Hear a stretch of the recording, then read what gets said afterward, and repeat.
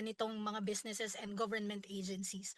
Ilang beses nang nakatanggap si Ana ng text messages na sa unang tingin ay mukhang legit dahil pumapasok ito sa lehitimong text thread ng bangko kung saan siya may account. Pero sa mga sumunod na ibang text, pinapaklik na siya ng link. Nakakatakot na nai-infiltrate na yung mga ganitong mga businesses and government agencies because hindi mo alam kung anong pwedeng gawin nila doon sa information na makukuha nila.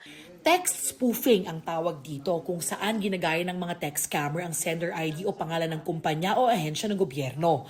Kaya kung minsan ay pumapasok ang mga mensahe nila sa lehitimong text thread, nababahala ang Commission on Elections o COMELEC na magamit ang text spoofing sa eleksyon 2025. Kahit sa halalan, lalong-lalo na threat ang misinformation, disinformation at fake news. Pwedeng palabasin na masama ang isang tao. Pwedeng palabasin na itong iboboto ng isang grupo. Pwedeng palabasin na nag-withdraw yung isang kandidato. Yan pong lahat ay mga posibilidad sa makabagong pamamaraan natin. Kaya naman po, ang aking pong pinagbibilin sa sambayanan, always counter-check.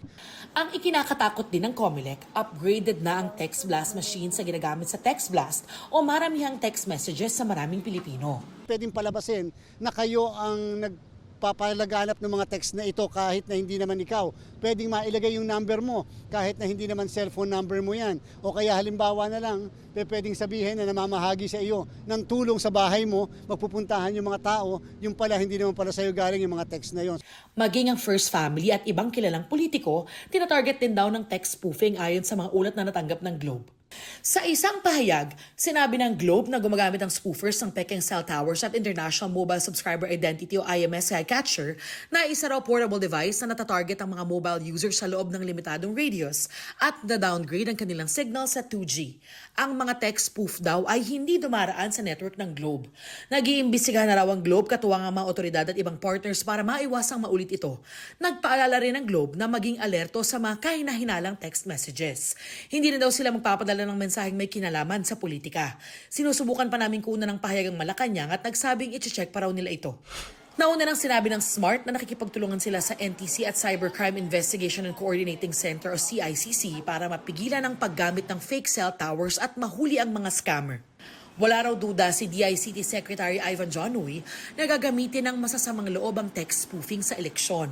Kaya nakikipagtulungan na raw sila sa COMELEC, mga telco at ibang ahensya ng gobyerno. We're currently setting up also an anti-scam center so that if the public receives anything like that, they can refer it immediately to our anti-scam center and we will tell them whether that is authentic, real, or fake.